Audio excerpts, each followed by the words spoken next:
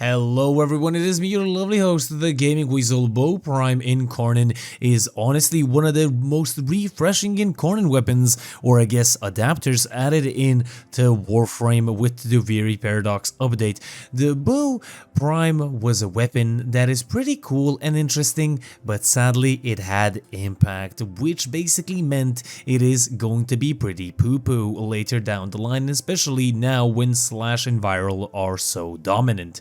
But, of course, you might be asking, which weapon should I put my Incarnon adapter on? Well, let's just ignore the MK1 bow, because I think no one's actually looking at that, but compare it to the normal bow and bow prime.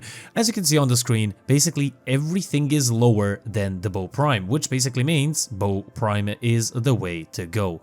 Now, of course, this weapon, as I said, does mainly impact. It has pretty decent stats, of course, 24% crit chance, 2.6 multiplier, it has a 32% status. Honestly, weapon stats are really good, but as we all know, it has impact. But let's see how we're gonna mitigate that. Of course, moving on to the actual Incarnon evolutions. Now, the first one being that you add 6x combo, you do a heavy attack, and then you gain 100% melee damage, 4+ range, 50% heavy attack efficiency, 20% sprint speed, and 20% bullet jump. It also lasts, I think, 130 seconds, which is really good. The second evolution is Stalwart Orc, increase damage by 34, with armor over 450, 30 parry angle, and 300% combo count chance while blocking. Really nice, even though I rarely block, but it is better than Swordsman's Flourish, increased damage by 30 with only a melee weapon equipped, 100% combo count chance. Of course, Kuvanu core, so this one falls out of favor. Now, of course, we do have the third evolution. Basically, Aura can reach, 0.5 range, always more range. Overhand, heavy attack efficiency set at 20, we don't really need that, and Swordsman's Celery, yes, with only a melee weapon equipped, 20% movement speed. Evolution 4, of course, Flashing Bleed, 40% chance of bleed on impact status effect, really good. Subtle Force, increase status chance and critical chance by 6%, increase status chance by 30%, absolute dominion. Honestly, Flashing Bleed is the way to go. 40% chance of bleed on impact basically mitigates this weapon's worst attribute, it being impact. And of course, in the modding section, we're gonna show you how we're gonna make that work with viral and tons of impact in quotation marks slash.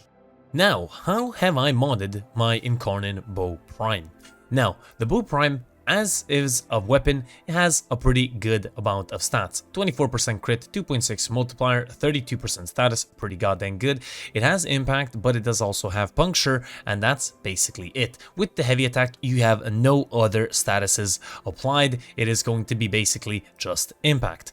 Now, the way that I build it, I personally love a Clashing Forest much more than I do Flailing Branch. Honestly, choose whichever one you want more. Of course, as I said, I love the moveset more here. If you like the moveset of Flailing Branch, use that. We do have North Wind and Primed Fever Strike for Viral, Condition Overload, Blood Rush, Organ Shatter, Gladiator Might, Weeping Wounds, and Collision Force.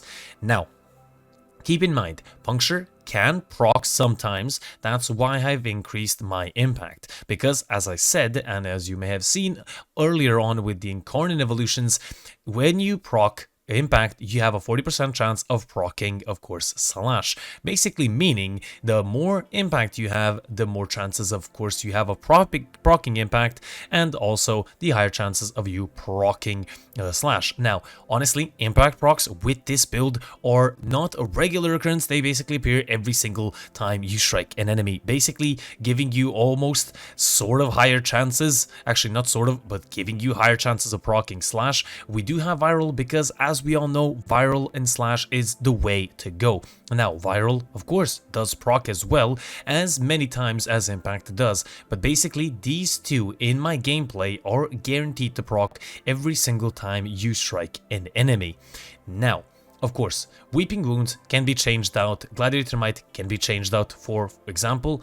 a faction specific mod, and or something that I would prefer is drifting contact, and that's basically it. Anything other than that, if you want to put in, for example, Berserker Fury, maybe you want to put Gladiator Vice instead of Weeping Wounds, it is all up to you.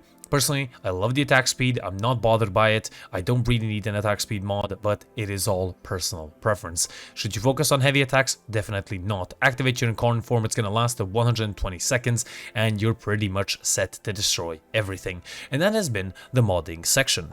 As I said at the beginning of the video, I think that this is incredibly good.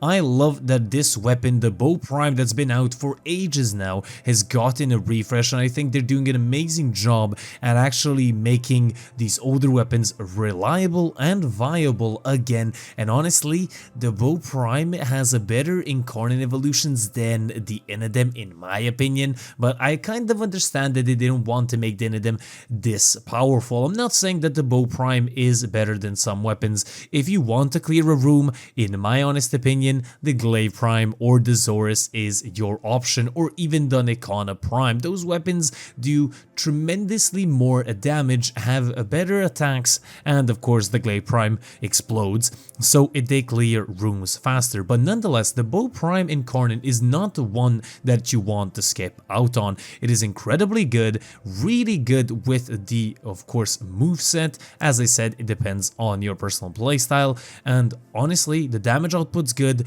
as you maybe have seen. The damage output to the Acolyte is incredibly good as well, and especially to the Thrax units, it absolutely shreds them. So I'm really glad I made this video. Hope you guys enjoyed, and if you guys did, do leave a like, a comment, and do subscribe for more. It helps out tremendously to me, and well, mostly to me, I guess. But yeah, I'll see you guys on the next one. This has been the Gaming Weasel, over and out.